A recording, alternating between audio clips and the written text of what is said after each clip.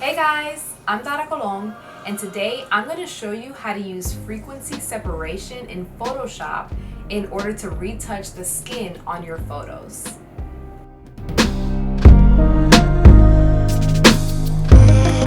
Today's episode is sponsored by DCO Branding.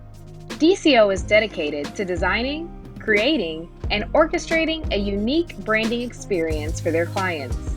You can learn more at www.thedcobrand.com. And don't forget to follow them on social media at the DCO Brand.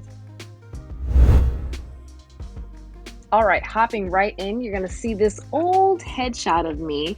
And so as you can see, there's imperfections in it. You have the grooves and the backdrop, and of course the marks on my face. So we're gonna activate our frequency separation action. I'm gonna do that by hitting play here. And so what it does, frequency separation essentially separates the photo into two layers, a texture layer and a skin layer. The skin layer is where you can adjust the coloring, and the texture layer is where you can actually adjust the texture. And I'm going to show you here. When you take away the texture layer, you only see the skin. It's kind of blurry, right? It's because it's just the color, and vice versa. This is my preferred method for skin retouching. And so what we're going to do first, we're going to go ahead and grab the patch tool. And so I'm going to start on the skin layer. That's where I always start. I like to correct my colors first and correct my bumps on the skin layer as much as possible so that I barely have to do anything with the texture, because you want to preserve the texture. So go ahead and start marking out those bumps. As you can see, a zoom in version here. I'm just literally blending the colors together so that the skin appears smooth. So I'm just going to go through and start editing. Now, the reason that I enjoy frequency separation for skin retouching specifically is because it helps me to touch up the skin without making too many adjustments on the texture. You want to preserve the texture as much as possible. And when I mean texture, I'm not necessarily talking about the bumps or the scars or the marks on the skin from skin damage or pimples. I'm talking about just skin texture in general. You don't necessarily want your images to come out super smooth where people can tell that it's been photoshopped. I think the overall goal of retouching your skin is to just ensure and make sure that your client looks like they have a clear complexion. And so they're still going to have texture naturally. Everybody has skin texture. If you look at your hand, you'll see grooves in your hand because you have skin texture, but it's smooth. And so that's what you want to do, is create a smooth look while preserving texture.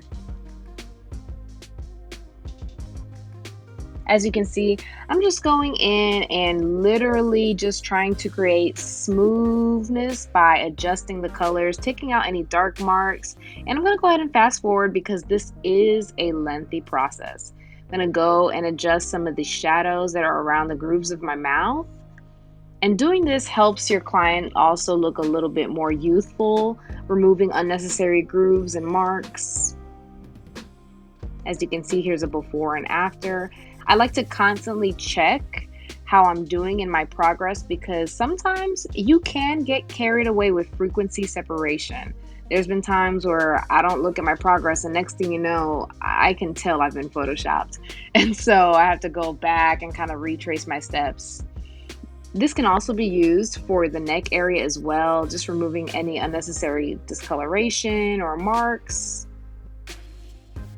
And as you can see, just once again, now I'm going to use the healing brush tool after I've used the patch tool.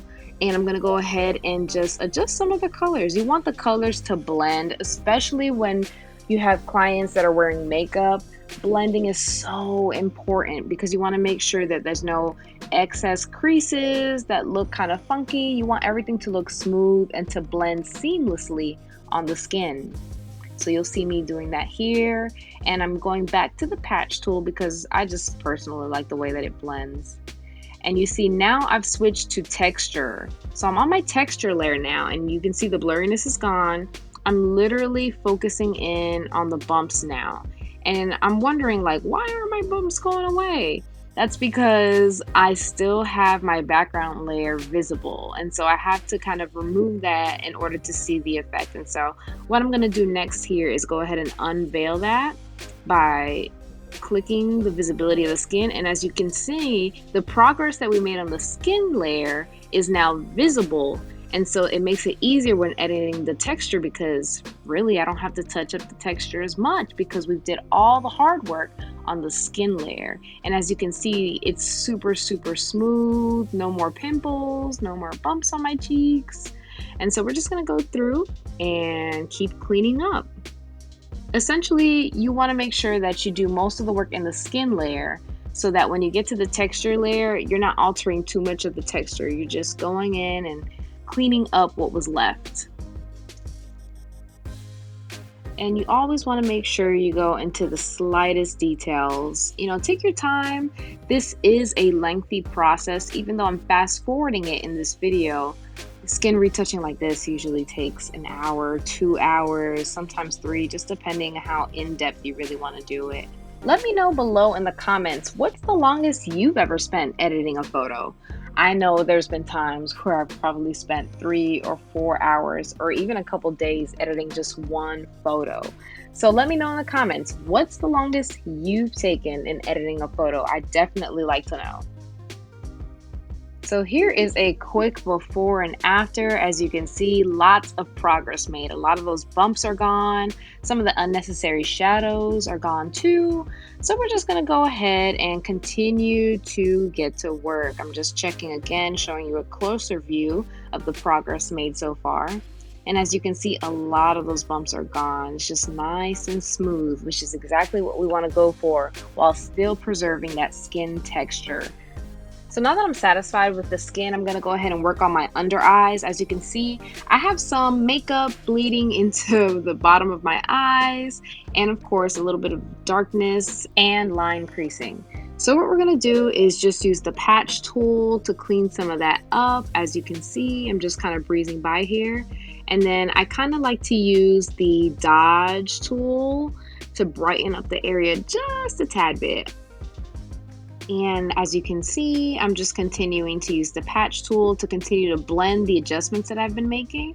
And so that looks a lot smoother. Now I'm going to go onto the bridge of my nose and just fix that contrast that you see there. I used only one light for this photo shoot. I didn't use another light on the other side. As you can see in my eye pupils, I only had one light source. So there's a dark shadow and I had to kind of fix that on the nose. But again, using the patch tool to kind of clean up the creasing right there.